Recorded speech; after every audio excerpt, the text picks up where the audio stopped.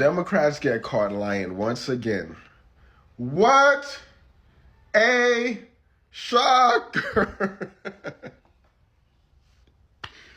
Democrats love to accuse Republicans of lying, but at every turn, they're lying to try to expose Republicans. At what point does it compute? My question is, why do you need to lie in order to expose another quote-unquote lie? Like, if y'all on the side of truth, why don't you let the truth speak for itself? Why do you always have to embellish? Russia collusion hoax, January 6th, find people on both sides hoax. Like, why do you feel you need to embellish? You saying all these things happen. If they happened, why do you have to pick and choose what you expose? If it happened, expose it all.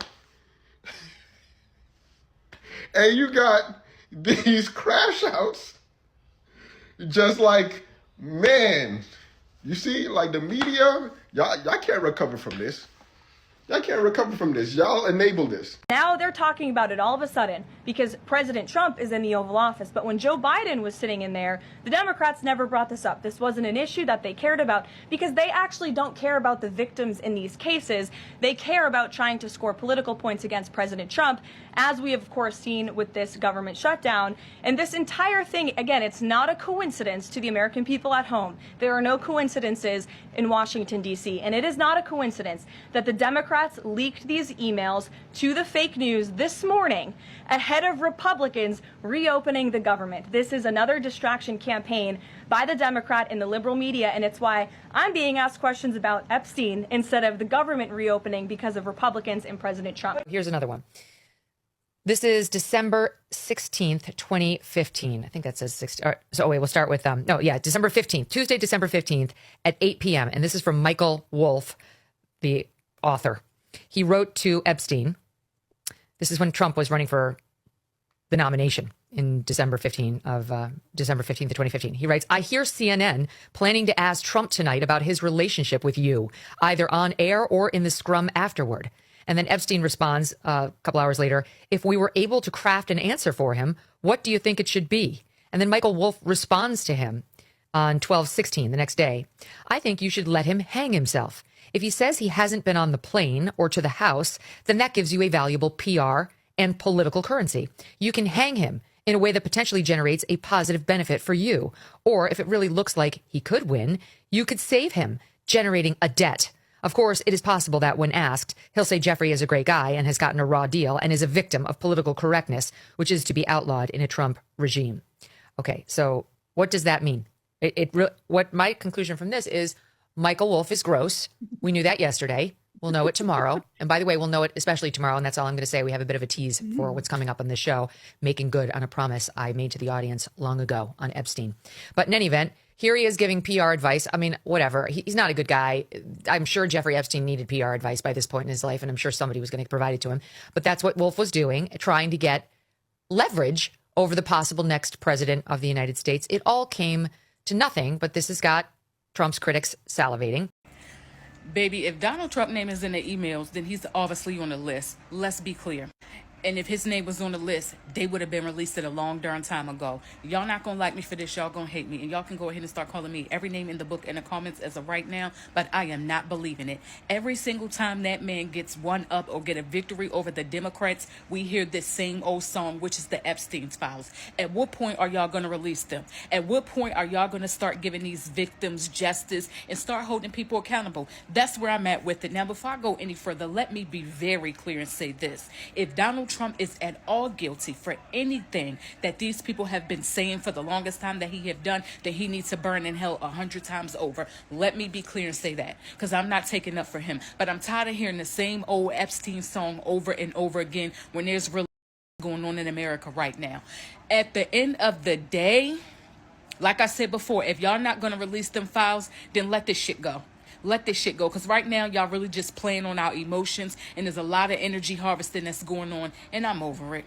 I highly doubt that Trump is actually in the Epstein files, and let me tell you why. For starters, this picture right here, along with a small clip of him and Epstein dancing in the 90s, are the two biggest pieces of evidence for why people think he's in the files. And this picture right here is actually not from Epstein's Island at all. This is a picture from Mar-a-Lago. And let me tell you a little bit about the history of Jeffrey Epstein and Mar-a-Lago. Trump originally bought Mar-a-Lago as a personal residence, and then when he turned it into a nightclub, it became the most revolutionary nightclub in Palm Beach. During the time that he was turning Mar-a-Lago into a nightclub, Black people and Jewish people were very discriminated against in the club scene. A lot of clubs, basically all the clubs in Palm Beach, did not want to let them in. Mar-a-Lago was the only club in Palm Beach that would let those individuals in, and it was specifically because Donald Trump ignored the ordinance of that time. And not only that, but Donald Trump went a step further and sued the city of Palm Beach, Florida, to make sure that these individuals were not discriminated against, not only in his club, but in any club. Now, when it comes to Jeffrey Epstein at Mar-a-Lago, Donald Trump actually kicked Epstein out of Mar-a-Lago as soon as he found out that he had made a pass at somebody's 14-year-old daughter,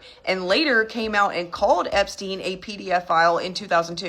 And Donald Trump was way ahead of the curve with this, because this was way before any of the big rumors started circulating and Jeffrey Epstein was actually brought to trial over this. As a matter of fact, in 2005, all of Epstein's clientele was subpoenaed except for Donald Trump, because he came forward willingly. Now, call me crazy, but none of that sounds like he would actually be in the files. Now, of course, I understand that there are going to be some prominent Republican names on this list too, not just Democrats, but do I think Donald Trump is one of them? No. And while I believe that TDS is real, I'm not that big at throwing it around all the time, but the TDS is strong with this one, you guys. Because I am fully convinced at this point that a lot of you guys wouldn't even care about anyone else that was in the list as long as Donald Trump was going to go down. And you guys always want to ask us, well, what are you going to do if you find out that Trump is in the files? We're going to expect him to go down with everyone else, as he should. So I want to ask you a question. What would you do if you found out that Trump wasn't in the files? Like, I am genuinely curious about that at this point. Like, would that be the thing that would actually make you look at Trump a different way? Now, I'm not saying you have to full on support him, but would you actually consider celebrating his wins at that point?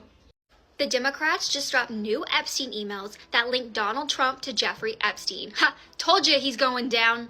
Okay, hold up. Where exactly did these emails come from? From the Epstein estate? Totally verified.